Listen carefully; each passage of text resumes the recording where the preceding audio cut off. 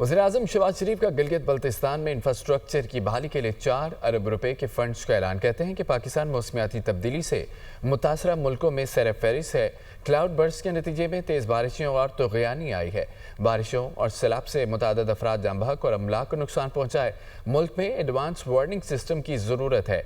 वफाक और गिलगित बल्तिस्तान हुकूमत कुदरती आफात से निपटने के लिए मिलकर काम करें। वज़ीर मवासलात फौरी तौर पर इंफ्रास्ट्रक्चर की बहाली के लिए इक़दाम करें। नौजवानों पर सरमायाकारी कल का मुस्तक़बिल महफूज करने के मुतरादिफ है। गिलगित बल्तिस्तान में तकरीब से खिताब करते हुए उनका मज़ीद ये भी कहना था कि जब तक आप अपने घरों में आबाद नहीं होते मैं आता रहूँगा। अगस्त के आखिर तक दोबारा गिलगित का दौरा करूँगा।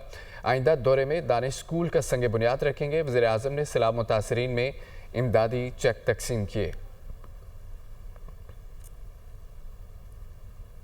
पाकिस्तान चूँकि उस रेड जोन में है, उन 10 ममालिक में कि जहाँ पर ये आफात बदकिस्मती से आइंदा भी आती रहेंगी, हमें उसकी तैयारी भी करनी है। और अगर उसकी तैयारी ना की तो बाकी हम जो भी काम कर लें वो किसी काम नहीं आएगा। हमारी क्या जिम्मेदारी है जिसे हमें अदा करना है, उसमें सर फहरिस्त एडवांस वार्निंग सिस्टम, बड़ा मुतहरक रोबस्ट सिस्टम यहाँ पर मौजूद होना चाहिए।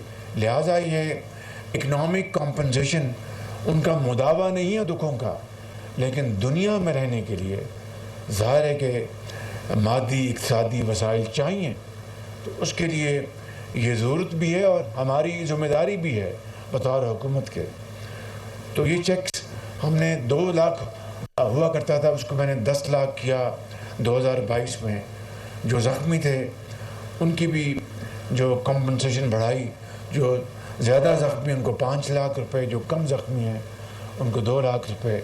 इसी तरह जो घर जिनके बह जाते हैं, मुकम्मल नुकसान पहुंचता है, उनको 5 लाख रुपए। और आपको यकीन दिलाता हूँ इंशाअल्लाह कि जब तक कि आप अपने घरों में दोबारा आबाद नहीं हो जाते, मैं यहाँ पर आपके पास हाज़िर होता रहूँगा।